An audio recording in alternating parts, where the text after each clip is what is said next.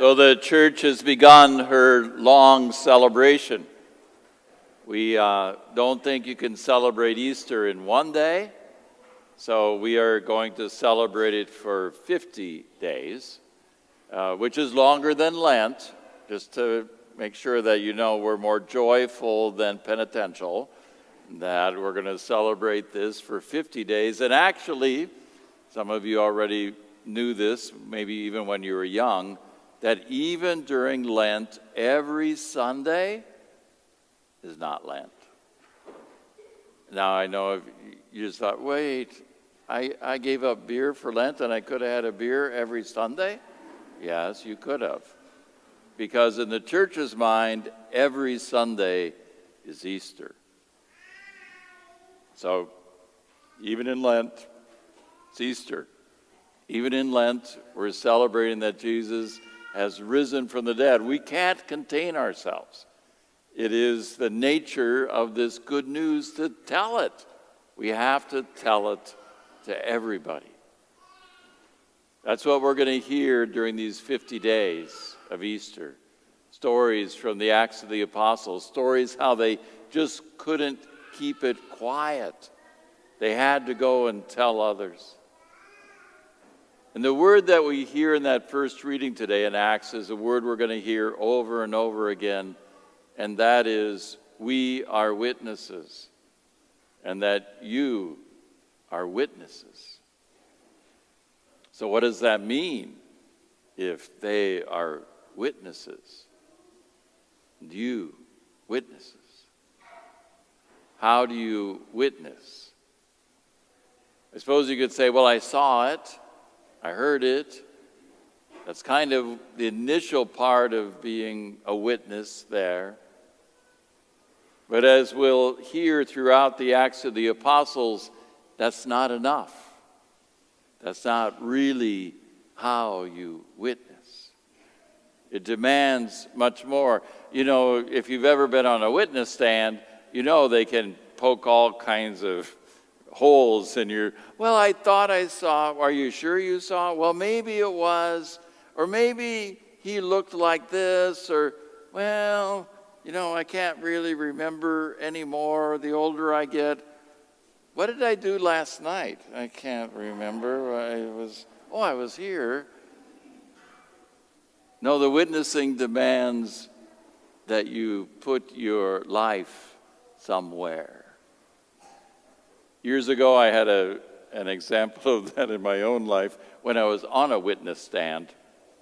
I was a young pastor at Guadalupe, and a young man in the parish was hanging with gang members and getting into trouble, and single mom, and she was worried about him, and he was in jail, and she wanted him out of jail, and so she came to me and said, Father, would you testify on his behalf to get him out of jail, because jail's not a good place for him.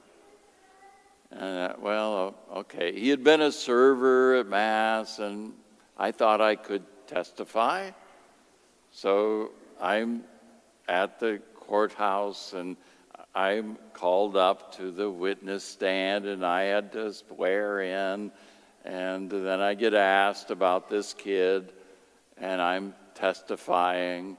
And when I got through with my testimony, then the judge said, well, Father, do you think he's going to behave now when he goes home? Is he going to listen to his mom? And I said, well, I don't know that.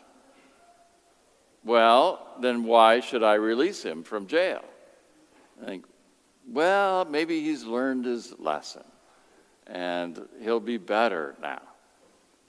And the judge said, here's what I'm going to do, Father. I'll release him to jail to your custody.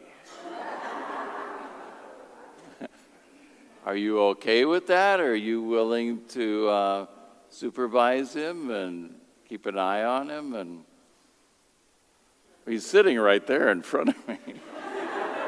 And his mom, and I'm looking, oh, sure. The next 6 months, I had a guest testifying to put our lives on the line. You and I are to testify, to witness to the fact that Jesus has risen from the dead. And we do that with our lives, that our lives are lived differently because Jesus has risen from the dead, and we no longer have to live the same as before. Pastor Rick Warren always gives his parishioners a quiz on Easter morning. If you can remember what is the common line in every resurrection experience. What do the angels say? What does Jesus say? What does Jesus say to his disciples next week? What's the common line in the resurrection from everybody? And the answer to the quiz is, don't be afraid. It's said over and over and over again. Don't be afraid. So the very first thing you should do in living differently is don't be afraid. You don't have to fear death, the worst enemy. It has been conquered. And that gives testimony to others in your life when they say, well, how can you live the way you live? Because you know that Jesus is risen from the dead. And hopefully you know that through your own personal experience. That you've experienced Jesus alive in your life. That you have felt his presence. That you know the Spirit is working with you. You know it. You live differently. You witness to that truth. And perhaps on occasion it doesn't seem present. I've always thought that of all these little activities that we do as part of Christian holidays, searching for eggs or candy or money or whatever you hide nowadays is a good image. Running around and thinking, is Jesus here? Is he there? Where is he? I'll find him. Because it's like that in our lives. That there might be moments when we can't find him as we look around. But then somebody else, hopefully in your life, some friend says right then, I got him now. I can help you through this moment. I can witness. Because we all need that as we hunt for our Lord. So the celebration has begun, my friends. And in the church's eyes, it really never ends.